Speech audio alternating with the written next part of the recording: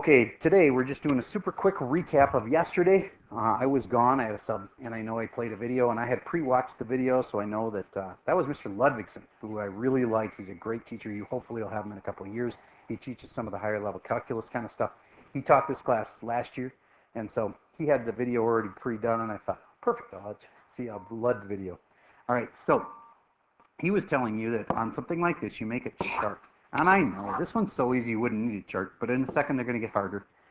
And actually what he had, my bad here, is he had an X and a Y here, and then he had a 2 and a 5 there.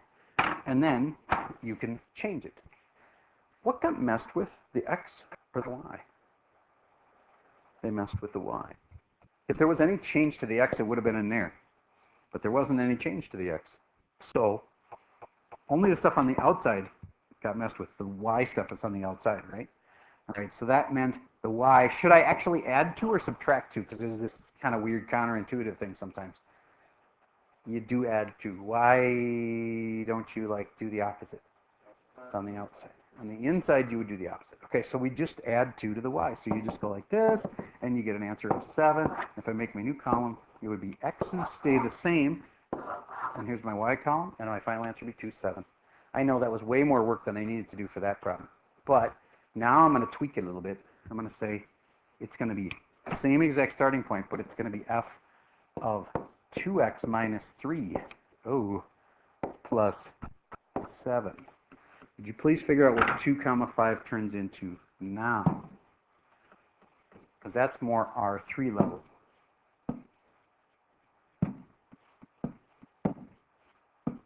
I'm going to pause for a second. Let me give that one a try. All we're doing today is just a brief review of yesterday. I did do a little bit of math behind it for the kids that are here today. And I will I'll just say if you missed today, just watch this review and you'll be okay to come back tomorrow and start learning again for honors pre-calc. Okay, so here's what I'm afraid of. 2 things. Number 1, I'm afraid people are going to start by multiplying by 2. That would be wrong on like 5 different levels. Tell me one way it's wrong. It's on the inside, so.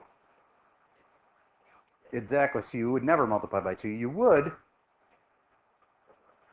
if it was on the outside, you would multiply by 2. In this case, what should we do? Not multiply by 2, but divide by 2. But should we start with that? No, we should not. If you didn't catch that, there's an order thing here. You have multiply by 2 and you have subtract 3.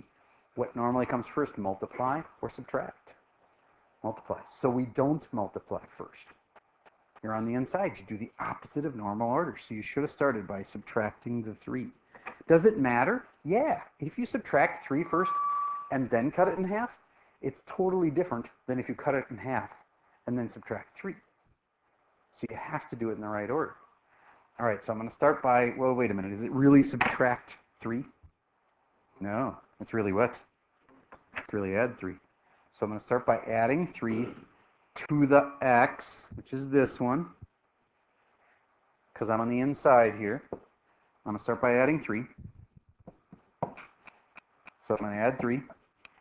And now that that's done, I'm going to do this 2, which is not multiply by 2. It's multiplied by a half, which takes this and cuts it in half. 3 plus 2 is 5. 5 cut in half is 5 halves, also known as 2.5. Raise your hand if you had that one right. Awesome. Okay, then, it's plus 7 here. Do I trust it? Because it seems like she just add 7 to the y. Yes, you do just trust it. And that makes this 12. Here's my new column. And my new answer over here was 2.5. So my new x and my new y are 2.5 and 12. Do you think you could do that again? All right. Then I'm going to stretch you just one more. And last hour, only a couple kids figured this out. We'll see if you can handle it. Let's say I have f of 3x. Sorry. A second. Minus 2 plus 4. And here's your point that I want you to move. It was f of x. The point was 2x comma 3. The point had an x in it? Yes, it did. The original starting point is 2x comma 3. Can you make that stretch now to saying what the new point would be?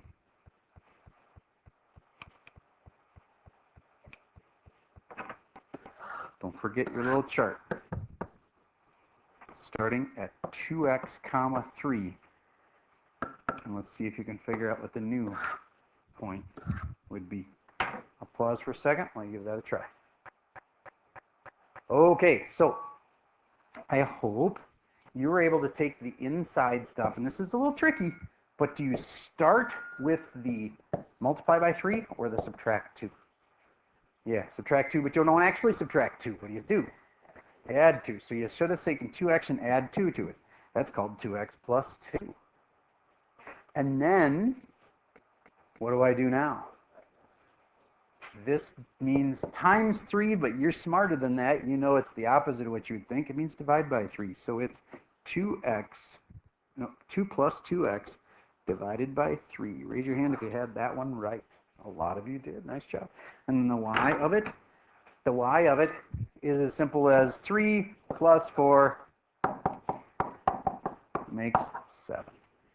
So 2 plus 2x over 3, and then 7. And I'm proud of you if you noticed that it's 2 and then 1 plus x over 3. I heard that some kids were saying that they found a way to factor on the PSAT, which helped them. If you didn't notice that, then maybe you didn't notice that and therefore may not have been able to figure that one out. I don't know what they're talking about exactly. I just know that factoring is a good thing oftentimes on the really hard questions. Sometimes factoring will be the secret. All right, so this is an example of a hard R3 level. Here's the last thing I need you to know how to do. Just a quick reminder, you knew this in higher algebra. Let's see if you still do. What order should those 5 things be done in? There's a first thing, a second thing, a third thing, and anyway, up to 5 in order. There is more than one order, that's okay, but it's not go from left to right, and it's not do whatever you feel like first. There's rules. I'm going to pause for a second to get a poll on how many people know. It's awesome. Since only a couple kids seem to know what the rules are, I'm going to tell you the rules, and then you see if you can actually do it right. You should always start on the inside, and you should do the things in the opposite of normal order, and then you move to the outside, and you do things in normal order. There are teachers who teach it a different way, but I can tell you that when you get to honors pre-calc, which is where most of you are going next year, we're going to teach it where you do all the stuff on the inside first, and then move to the outside. One more complication. It is legal to start with all the stuff on the outside first, and then move to the inside. That also will work. But under either scenario, make sure when you do the inside stuff, you do it in the opposite of normal order. Everything in there is opposite of what you think. Okay?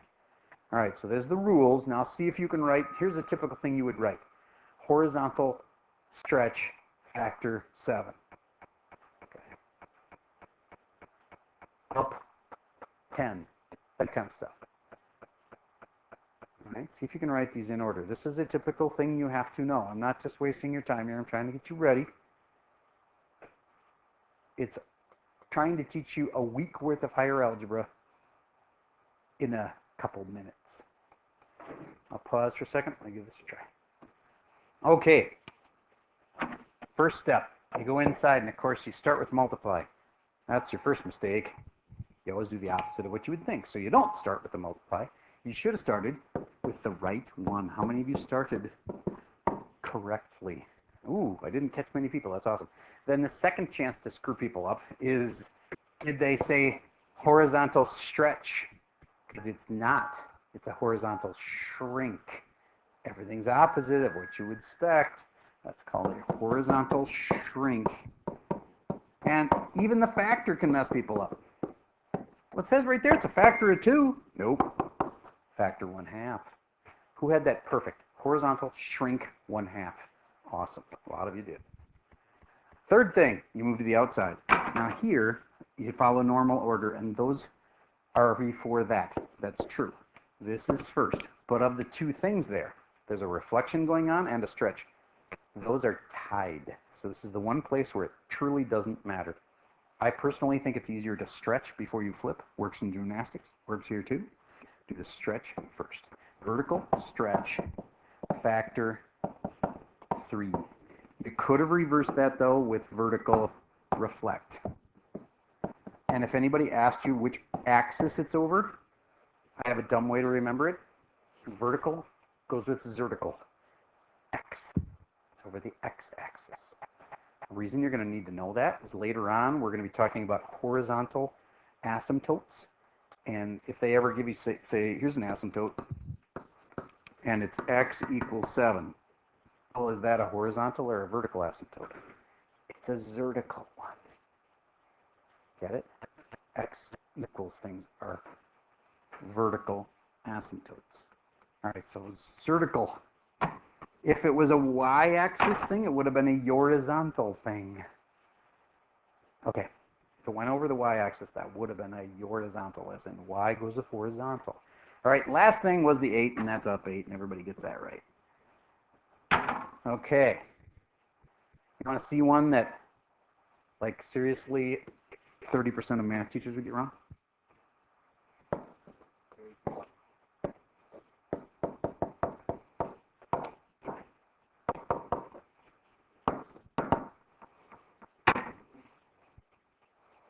Just write down the first 2 steps.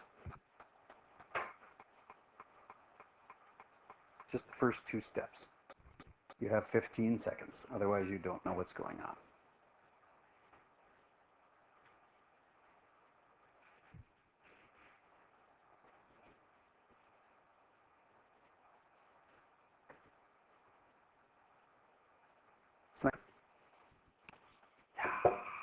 Oh, that's dangerous. Pick it up. Hopefully it isn't broken. Still full, thankfully. Okay, here's first 2 steps. Number 1, parentheses are normally first, so it's not that. It's this. The 2 is first. Process that for a second. What's different about this one than the other one? It has parentheses. Don't parentheses change the order? Yes, they do. If they change the order, they force what's inside them to be first. But you're on the inside, so it can't be first. So I know I just fooled a lot of you on that. I'm not trying to fool you. I'm trying to keep you from screwing it up on the test. Okay, so what's first? Not this, because that would normally be first. It's that. And therefore, it is a horizontal, and it's not a stretch. It's a shrink. And it's not factor 2. It's factor 1/2. All right. And the second thing you do is write 4. I know. It's brain bender. That's why like 30% of math teachers get it wrong. We talk about it in the math office, and people are like, what is that rule again? I've been teaching this so long now, I got it down for sure. And really, it just boils down to people looking at, they take a false choice. They ask themselves, should I multiply or should I subtract? That's not the question. Because there's parentheses in there, those should be forced to the first thing you do. But since you're on the inside, it can't be the first thing you do. It's the opposite. Question or comment? Or okay. All right. So we're down to just a few minutes left, and I want to say we've practiced this stuff enough now. You're a little bit smarter than when we came in, I think, and I don't have anything else new that I want to teach you. I'm just going to do another math behind it here to wrap up the hour.